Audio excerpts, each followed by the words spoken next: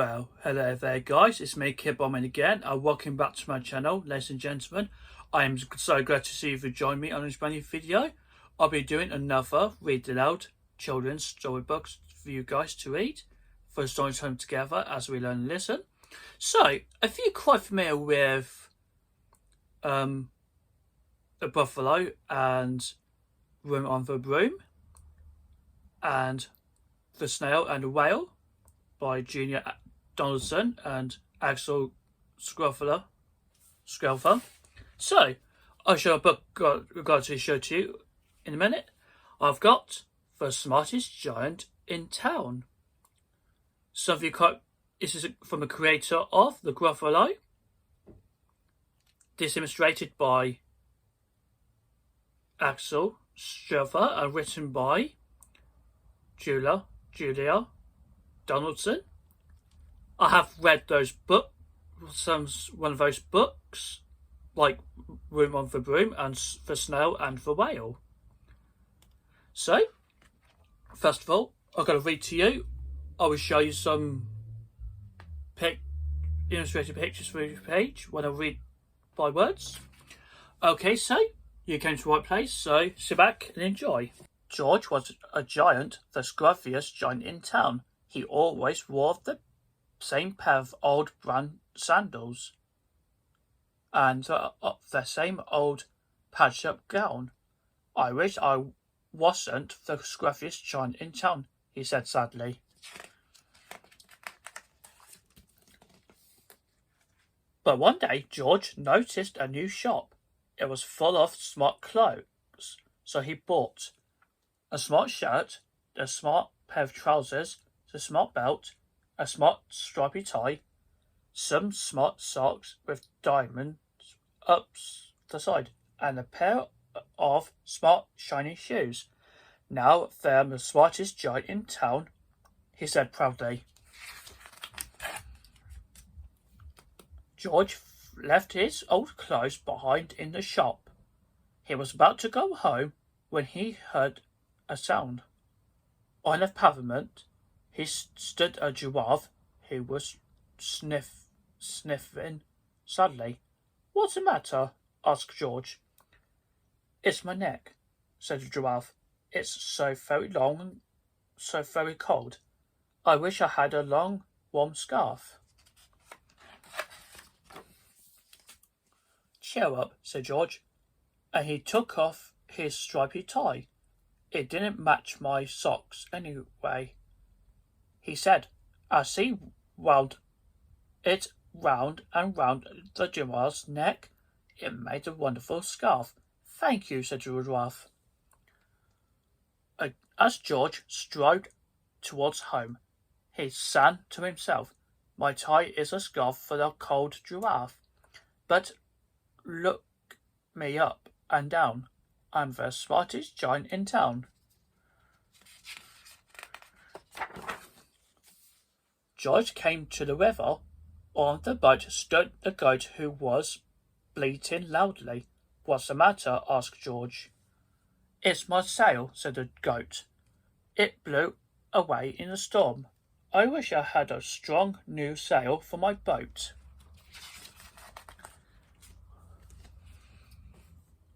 "Cheer up," said George. It took off his new white shirt. "It kept coming untucked away anyway," he said, as he tied it to the mast of the goat's boat. "It made a magnificent sail." "Thank you," said the goat.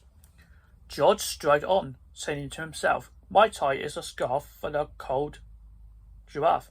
My shirt is on the boat as a sail for the goat. But he looked me up and down. I am the smartest giant in town." George came to the tiny ruined house. Beside the house stood a white mouse with lots of baby mice. They were all squeaking. "What's the matter?" asked George. "It's our house," squeaked the mother house. "It burned down and now we have nowhere to live. I wish I had a nice new house." Cheer up, said George. It took off one of his shiny shoes. It was giving me a blisters anyway, he said, as a mouse and her babies scrambled inside the shoe, made a perfect home for them. Thank you, they squeaked. George had to hop along the road now, but he didn't mind. As he hopped, sang to himself, my tie is a scarf for the cold giraffe. My shirt on the boat as a sail for the goat. My shoe is a house for the little white mouse. But me, look me up and down. I'm the smartest giant in town. George came to the campsite. Beside a tent stood the fox, who was crying. What's the matter? Asked George. It's my sleeping bag, said the fox. I dropped it in the puddle. I wish I had a warm, dry sleeping bag. Cheer up, said George. He took off one of his socks with the diamonds up the side. It was tickling my toes anyway, he said. As the fox snuggled into it, it made a very thin sleeping bag. Thank you, said the fox. George hopped on, saying to himself, my tie is a scarf for the cold giraffe. My shirt on the boat as the sail for the goat. My shoe is a house for the little white mouse. One of my socks is a bed for the fox. But look me up and down. I'm the smartest giant in town. George came to the big, spludgy bog. Beside the bog stood the dog, who was howling. What's the matter? Asked George. It's this bog, said the dog. I had to get across, but I kept getting stuck in the mud. I wish there was a safe, dry path. Cheer up, said George, and he took off his smart new belt. It was squishing my tummy anyway, he said, as he led it down over the bog. He made an excellent path. Thank you, said the dog. The wind started to blow, but George didn't mind. He hopped on, singing to himself, my tie is a scarf for the cold giraffe. My shirt's on the boat as the sail for the goat. My shoe is a house for the little white mouse. One of the socks is a bed for the fox. My belt helped the dog was crossing a bog, but my trousers are falling down. I'm the coldest giant in town. Suddenly George felt sad and shivery and not all smart.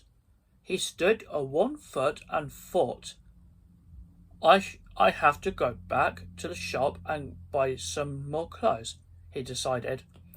He turned round and hopped all the way back to the shop. But when he got there, it was closed. Oh no, cried George.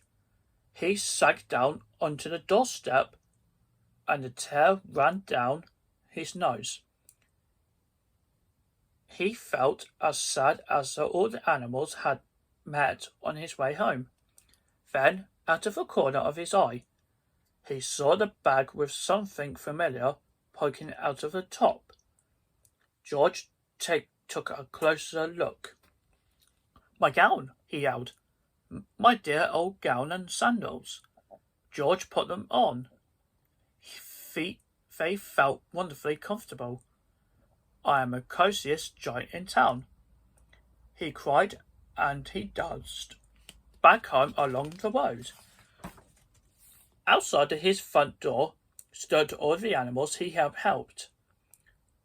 They were carrying an enormous present. Come on, George, they said. Open it. George untied the ribbon. Inside was a beautiful gold paper crown and a card. Look inside the card, George, said the animals. George put on the crown on his head and opened the card.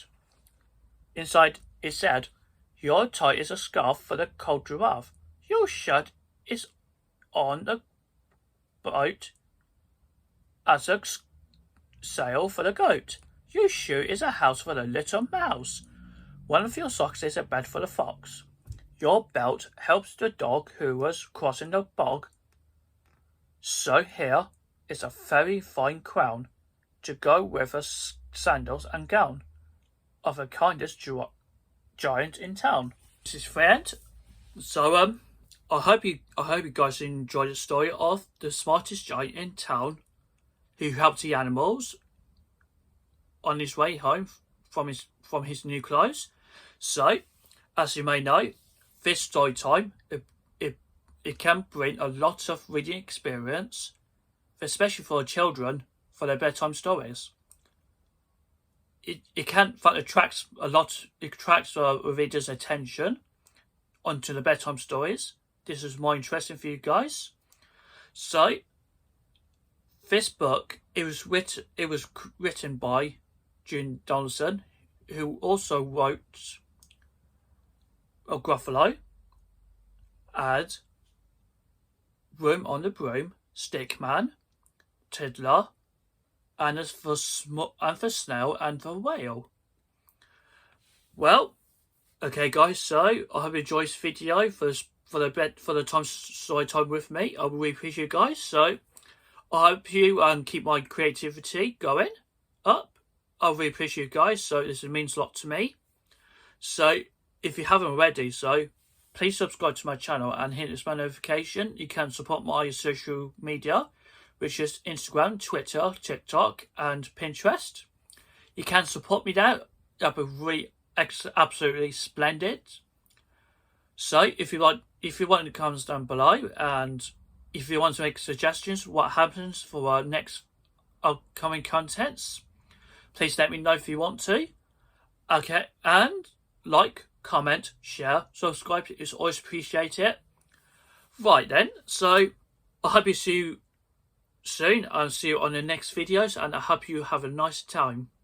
See you soon, guys.